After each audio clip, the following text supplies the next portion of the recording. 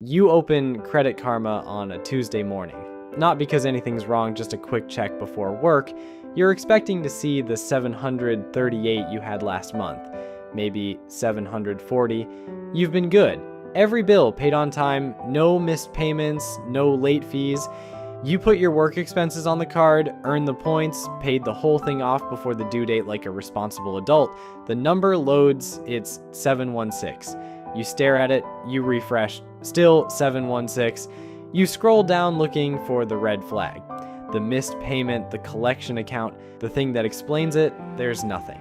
Just a small gray note that says your utilization increased, you didn't spend more than usual, you paid the balance off in full, and somehow the system that's supposed to reward responsible behavior just quietly dropped your score 22 points on a Tuesday morning before you've even had coffee. This isn't a glitch. This is the system working exactly as designed, and the worst part, this isn't even the most counterintuitive way your score can fall while you're doing everything right. My name is Nick, and I've spent way too much time reverse engineering how credit scoring actually works instead of just accepting the number and moving on like a normal person. If you've ever done everything right and still watched your score fall, make sure to subscribe, because today we're going to break down every hidden trap inside your credit score that nobody bothered to explain to you.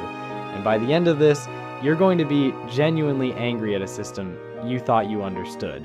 Let's get into it. Before we dive in, let me introduce you to Thomas. Thomas is 34, has a good job, no debt besides his car, and has never missed a single payment in his life. Not once. Not in 12 years. He's been building toward this moment, a mortgage pre-approval meeting scheduled for this Thursday. He pulled his score last week expecting to walk in with something north of 740. Instead, he's looking at 711. Thomas did not miss a payment. Thomas did not open a new credit card. Thomas didn't do anything wrong in the way most people understand wrong. But he's going to find out in this video, and so are you, exactly how the system punished him anyway. And at the end, I'll tell you what that 29-point gap is going to actually cost him in dollars. Spoiler, it's a number that'll make you put your phone down. Let's start with the uncomfortable reality. Most people think credit scores work like a report card: pay on time, get an A, miss a payment, get an F. Unfortunately, that's not even close to how it works. Your FICO score is calculated across 5 categories. Payment history is 35%, amounts owed is 30%, length of credit history is 15%, credit mix is 10%. New credit is 10%. Payment history, the thing every piece of credit advice focuses on, is barely a third of the equation. The other 65% is a minefield of counterintuitive rules that punish people for financial decisions that look completely responsible from the outside. Let's go through them. The utilization trap. Nobody tells you about the number one silent killer of good credit scores is utilization. The percentage of your available credit you're currently using, it's 30% of your score, and it works in ways most people have completely wrong. Here's how most people understand it. Keep balances low, stay under 30%, you're fine. Except 30% is not a target, it's a cliff edge. People who actually carry 850 FICO scores have average utilization of just 4.1%. Below 10% is where you want to be. Cross 30% and the damage accelerates. Cross 50% and you can lose 50 to 100 points, all while paying on time every month without fail. But here's the thing that's going to make you actually angry.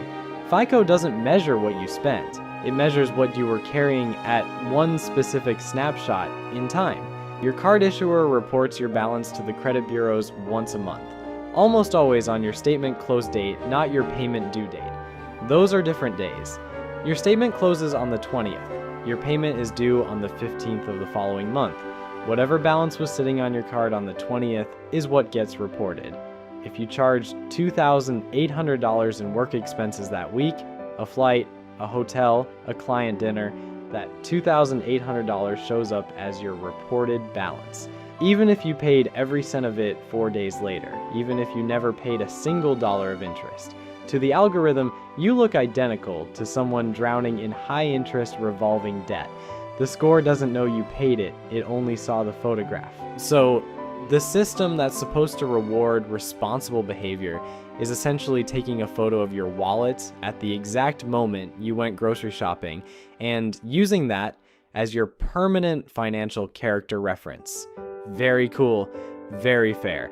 This is exactly what happened to Thomas. He used his card for a business trip to Chicago. $2,800 in expenses, all work-related, all reimbursed by his employer. His statement closed 3 days before the reimbursement hit. He paid the full balance. His reported utilization jumped from 9% to 31% for that single month. His score dropped 22 points. He did nothing wrong. The calendar just worked against him. There's also a version of this trap that doesn't require you to spend anything at all.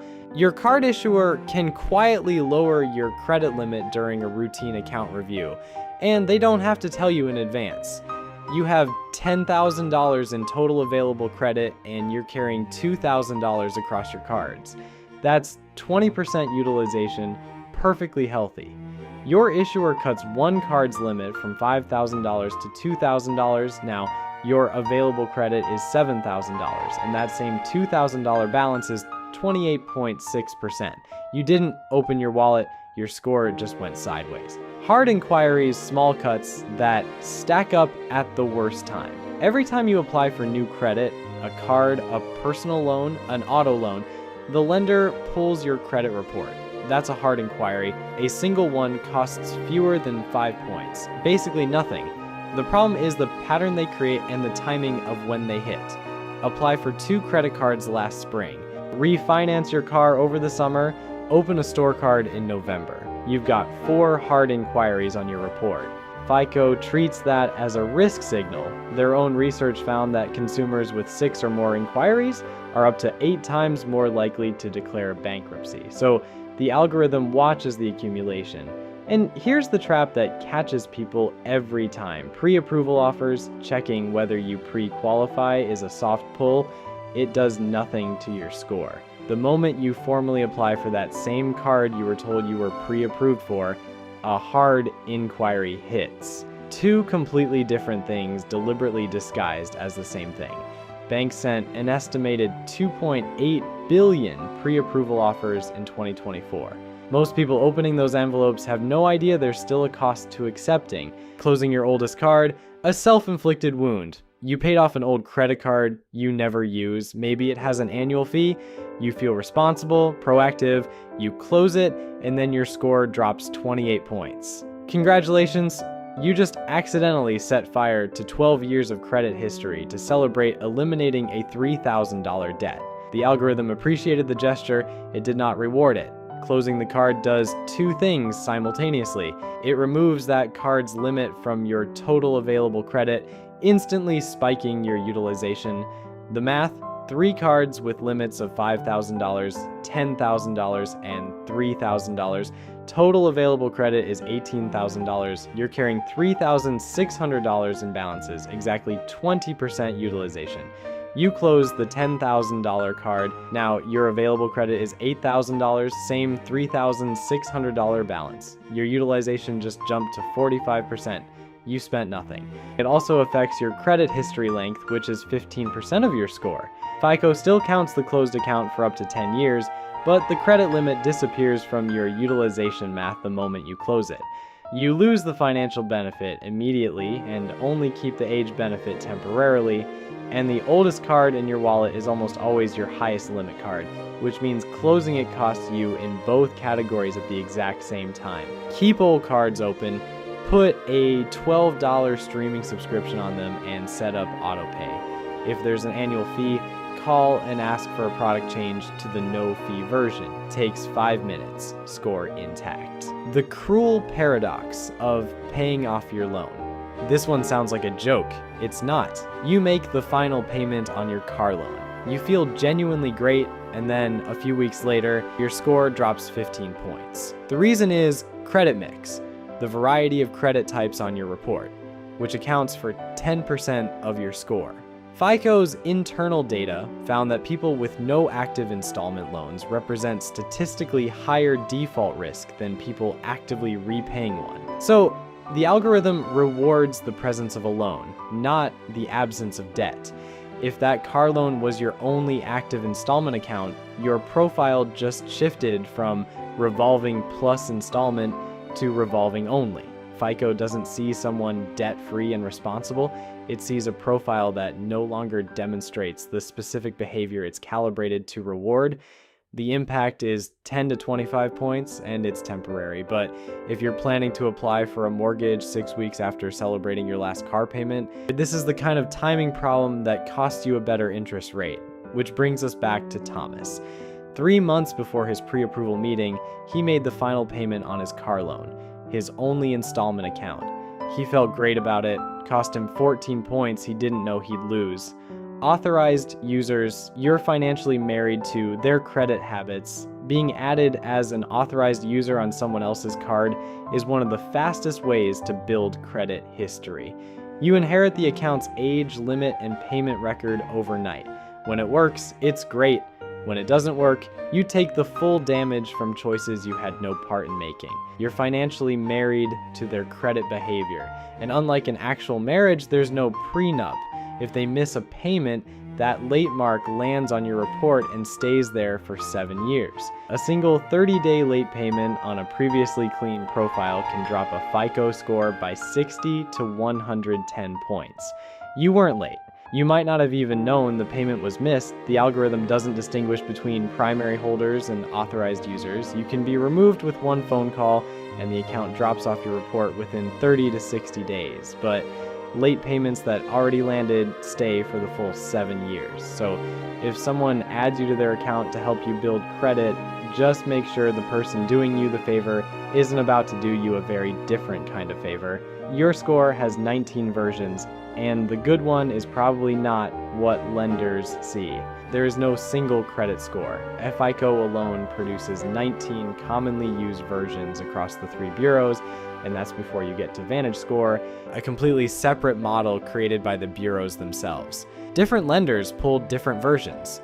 Mortgage lenders currently use FICO 2, FICO 4, and FICO 5.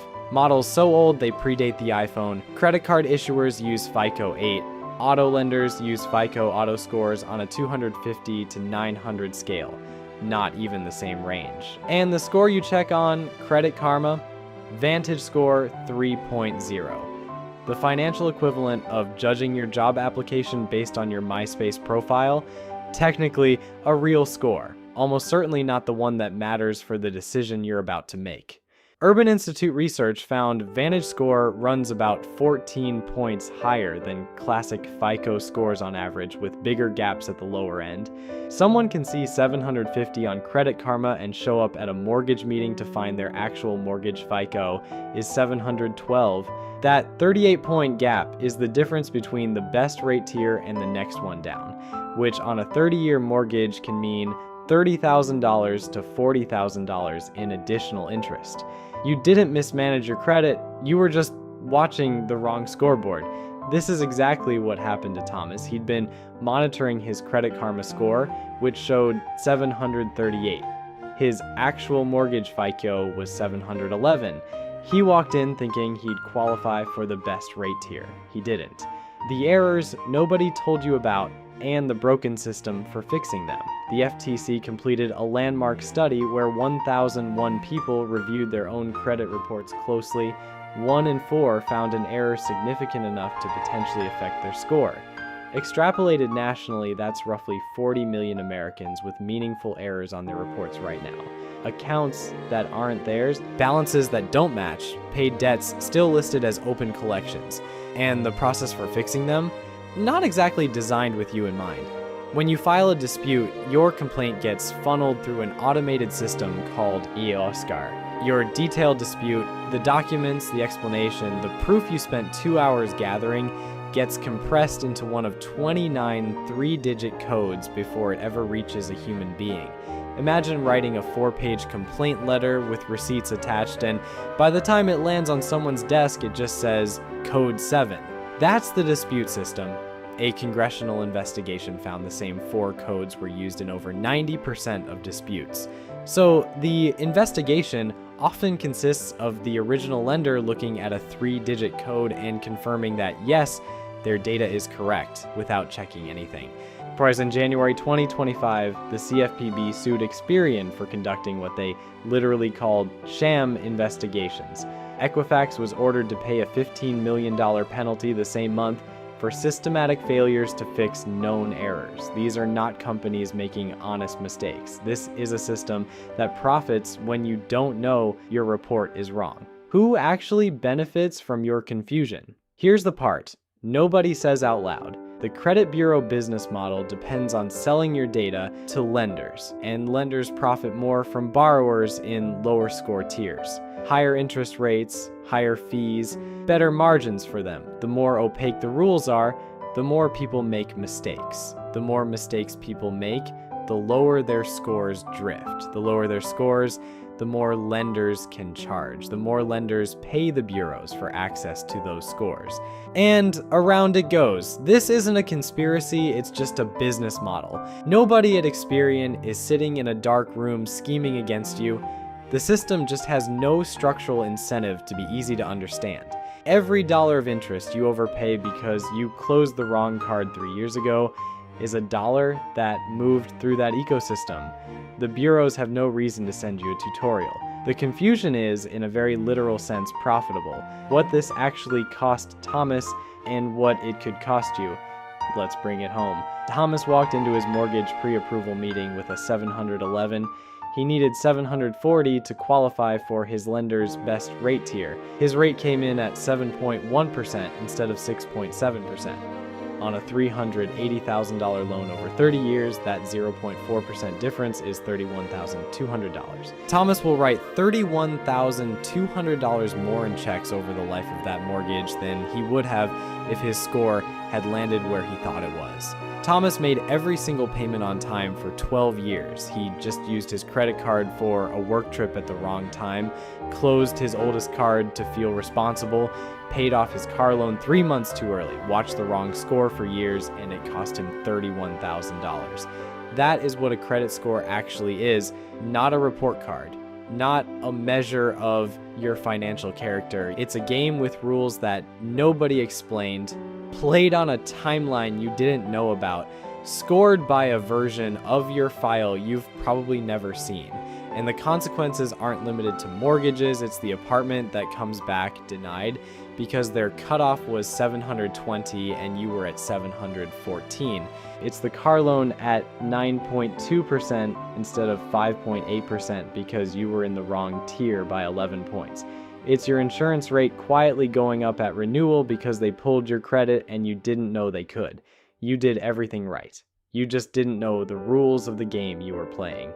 Here's what you actually do about it. 5 specific things you can do in the next 48 hours. None of them involve closing anything, disputing anything, or doing anything dramatic. 1. Go to annualcreditreport.com and pull all 3 reports. Equifax, Experian, TransUnion. Free, no strings. Look for accounts that aren't yours, balances that don't match what you owe, and paid debts still listed as open. 1 in 4 people will find something. If you do, dispute in writing with documentation, not through the online portal. A paper trail gives you legal standing that clicking a button does not. 2. Find out when your statement closes on each card, not your due date, your statement close date, then pay your balance below 10% of your limit before that date, not after, before. This is the single highest impact move most people don't know exists. 3. Do not close old cards. Put a $12 streaming subscription on them and set up autopay. If there's an annual fee, call and ask to downgrade to the no-fee version. 5 minutes. Score intact. 4. Before applying for any loan or mortgage, ask the lender which FICO version they'll pull. Then go to myfico.com and buy that specific score before you apply. The $20 it costs is nothing compared to finding out on closing day that you're in a different tier than you thought. 5. If you're an authorized user on someone else's account, honestly evaluate whether that person's financial habits could hurt you. If there's any doubt, call the issuer and have yourself removed. The account drops off your report within 60 days. Your clean history stays. None of this is complicated. All of it is invisible until someone explains it to you. The credit scoring system counts on the fact that most people never figure it out. Now you have. I'm not a financial advisor, and this isn't financial advice. These are my observations from researching how the system actually works. If you found this useful, subscribe. I do this kind of breakdown every week, and if this video just saved you from making one of these mistakes, drop it in the comments. I genuinely like hearing when this stuff actually helps someone.